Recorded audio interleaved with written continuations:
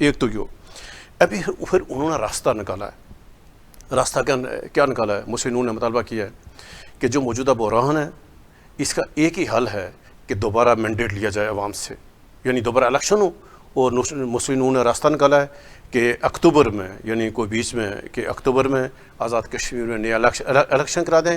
اور پھر ساتھ یہ بھی رکھا ہوا ہے کہ ان الیکشن کو شفاف ترین بنانے کے لیے انتخابات کو تمام ریاستوں نے یہ بھی مطالبہ کیا ہے کہ فوری طور پر چیف الیکشن کمشنر کا تقرر ہو.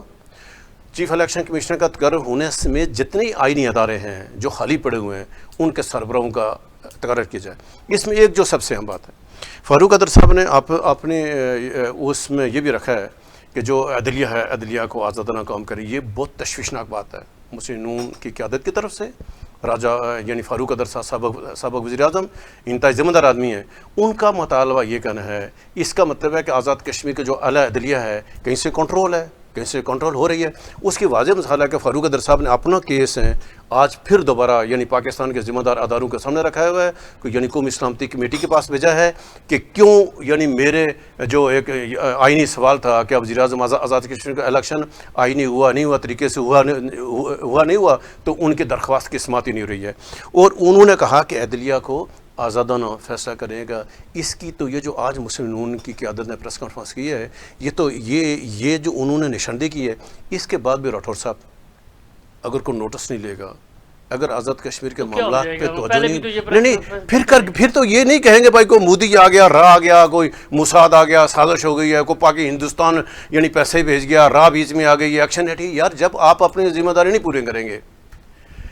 انہوں نے کہا کہ جو آزاد کشمیر اسمبلی ہے غیر فعال ہے، وہ اسمبلی کی قائمہ کمیٹیاں نہیں بنی ہوئے ہیں. ایک شخص نے اسمبلی کو یرغمال بنا کر، اس کا نام ہے انوار الحق، وہ یہ کر رہے ہیں کہ اسمبلی یرغمال ہے. پارلیمانی پارٹیوں کے مشترکہ جماعتیں حکومت میں ہیں، مسلم نون حکومت کا حصہ ہے، پیپلز پارٹی حکومت کا حصہ ہے. آج انہوں نے کہا کہ مسلم نون اور پیپلز پارٹی کی قیادت کو کسی معاملے میں آن بورڈ نہیں کیا گیا. انہوں نے کہا کہ تمام جو مسلمہ سیاسی قیادت ہے، وزیر اعظم نے کسی قومی معاملے پر ان کو اعتماد میں نہیں لیا.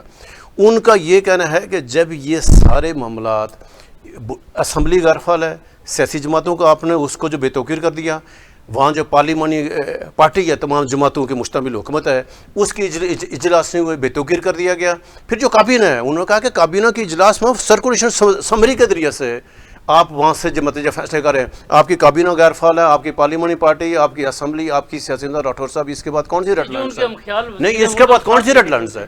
ابھی جا کر انہوں نے تمام لوگوں کو رکھ دیا ترقیاتی اسکیموں پر، جو ممبران اسمبلی ہیں جو الیکٹیبل ہیں. دیکھو آپ نے اگر ترقیاتی اسکیموں پر اگر چند کروڑ روپے کی، چند لاکھ روپے کی اسکیموں پر اگر اس کی بنیاد پر آپ نے تحریک آزادی کشمیر کے بیس کیمپ کو چلانا ہے، نتیجہ وہی آئے گا جو پولیس والوں نے سڑکوں پہ آئے، نتیجہ وہی آیا جو ایکشن کمیٹیاں آ گئے، نتیجہ وہ تمام ریاستی ادارے، تمام جو سول سوسائٹی، سیاسی قیادت، سارے کارکن یعنی وہ سڑکوں پہ ہیں. تو راٹھور صاحب اس سے زیادہ آپ کو اور کون سا نتیجہ چاہیے؟